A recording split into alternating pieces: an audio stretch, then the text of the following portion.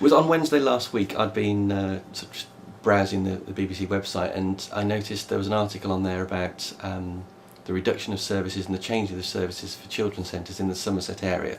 That the county council were looking at moving and reducing the number of services they offer. So currently there's 41 children's centres covering the whole of the Somerset region, and they were looking at scaling that back to around about 14 centres that would then be based in areas that were deemed of high need. So it would be sort of Taunton, Bridgewater, perhaps certain areas of Yeovil, which would mean that the Balsam Centre would be sort of really in the firing line.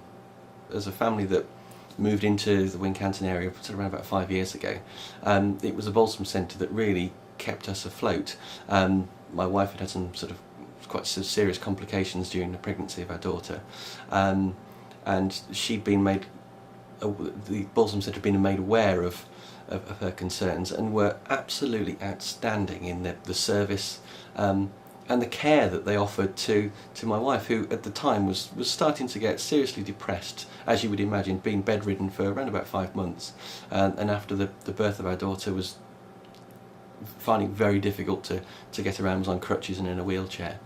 So the Balsam Centre really helped her and helped me immensely, offering support and guidance, and we had some of the staff came round to the house reasonably regularly to do sort of baby massage and other things to help my wife and her daughter to really thrive. And without the Balsam Centre, I'm fairly confident that the family would have fallen apart. And I would say we're not a family that you class as in need. I have a full-time job, so earn a reasonable salary, so I wouldn't be able to pay for that kind of service. And since then, we've had a number of other odd sort of issues that have cropped up in the family, and they've been able to help immensely with a whole range of different services that we would otherwise would never have got hold of. And I know to this day they're still doing exactly the same for other families that aren't perhaps what you technically call in need, but they've got needs, they've got issues that they need help with and they need support with, and the Balsam Centre is perfectly set up to deal with that, with midwives, health visiting teams, a whole range of professionally trained staff that really know their community.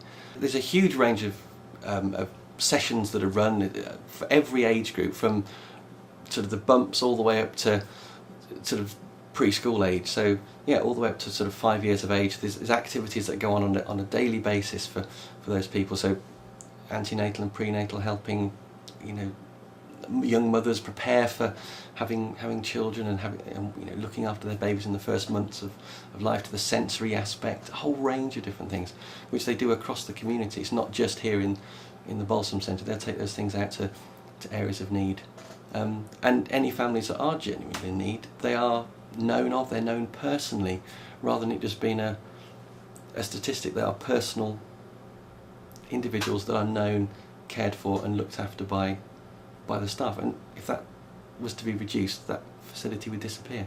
Wincanton has been classified from the information I've sort of gleaned from the county council's websites and literature, as an area that doesn't have any need for a children's centre. But the data that they've been using to come up with this conclusion doesn't include the New Barnes estate and the other developments that have been put into the area in the last 2 or 3 years. The data was produced in 2010, before these areas existed, and Wincanton's almost doubled in size in those last sort of 3 to 4 years. 150 new homes coming in that the MOD have shown interest in purchasing, so there'll be young families in there from the service personnel, and I have a family that would perhaps fit into the sort of, I say comfortably off is perhaps not the right word, but we have enough money to get by, we own our own home, but I've had needs, I've had issues, and who's to say where these needs and issues are going to come from? It doesn't have to be just because people are hard up and short of money. That may necessitate a type of need, but what about emotional needs and needs because you're isolated, or medical needs that you're not necessarily going to be able to access through any other centre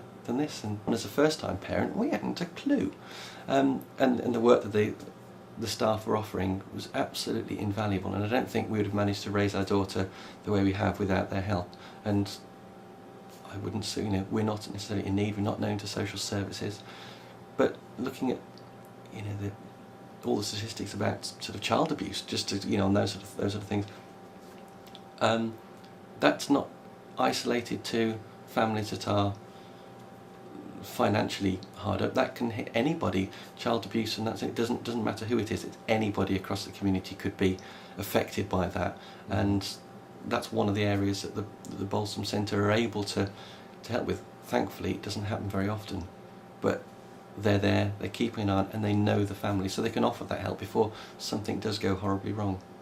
One of the proposals that's come up and sort of looked at is they're going to think about sort of scaling back, if they don't close the centre, scaling back the centre and what facilities it's running. So rather than it being staffed by, you know, sort of paid people, it would be done by volunteers. And they were talking, the suggestion is that it could be run at the library and places like that, but they're not.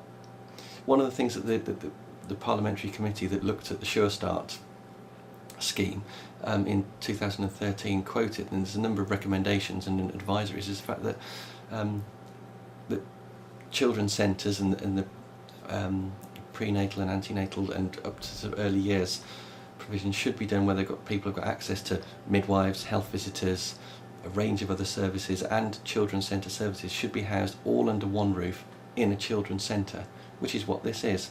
And volunteers, for the best will in the world, can't, I don't feel, offer the same kind of level of care and commitment that you know, the centre staff are able to do. Coming along to the Balsam Centre for the children's groups, there's a whole range of different facilities that are on offer. As you say, there's sort of the Pilates exercise groups. They've done cooking courses for parents, you know, how to cook healthy meals on a tight budget, and those are the kind of facilities that perhaps you wouldn't otherwise have accessed. There's a lot of work goes on with young people with sort of disabilities over at the Growing Space, that they're doing a huge amount of work there with them, and again that sort of all ties in with the work that the whole centre does. And I think if the children's centre aspect is to disappear, I fear that the other bits of the community work for older people will also disappear as well, because the two are sort of so interlinked. My parents come down quite regularly to visit us. They live up in the Midlands, and they're absolutely amazed at what the Balsam Centre offers across the whole spectrum of users. They live up in the Midlands, and my sister lives not far from them, and she's got a small daughter, and there is absolutely nothing anywhere near this kind of level for her to take her daughter to. And there's about 80% take up in the community of using the Balsam Centre. So surely that says that this is a valuable resource, a valuable children's centre that needs to stay. It can't go. The buggy walks that are done, so you got although it's involving the young children, it's for the parents, getting them healthy, getting out, taking some exercise, walk around Stourhead Gardens and things, the Teddy Bears Picnic, and the summer play days that they do really do benefit everybody who uses it. On the recent Ofsted report that was done in it was October 2012, the centre was viewed as a really good centre, and the report is fantastic, and it highlights all the excellent work that's been done here.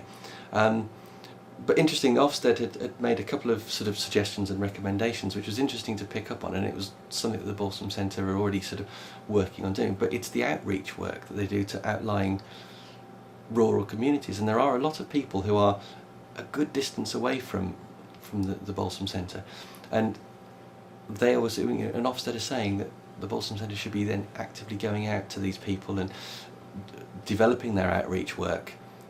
Yet the County Council are now saying they want to scale it back completely, and that will remove all of the outreach work, and all these sort of families that are a good way away, who might not drive, might not be able to get into the Balsam Centre, are going to be left with potentially nothing. There is a substantial amount of deprivation in rural areas. They might all look green and pretty when you come past them. There might be some nice big houses. There are a lot of people here who are, as in many rural communities, who are earning not huge salaries and have those needs, and don't necessarily have the capacity to be able to travel into the 15 odd miles into Yeovil to go and attend any of these centres. A lot of those communities are of the sort of the 50 plus sort of age group. So yeah, so a lot of these young families are possibly the only young family in their village. So yeah, so that there isn't the support that they can access within their local village area. They've got to travel to somewhere like this, and they're not going to be able to travel all the way to Yeovil, or want to travel all the way to Yeovil just to attend a session, which they're probably not going to be able to do.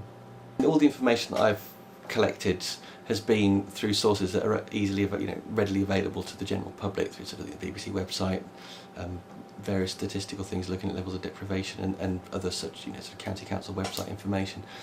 The staff have been very, let's say, uneasy or unable to really give a great deal of information. I think they feel that they're probably being advised against saying anything, or told they can't say anything, which is a shame. So they're not able to raise the issue with parents.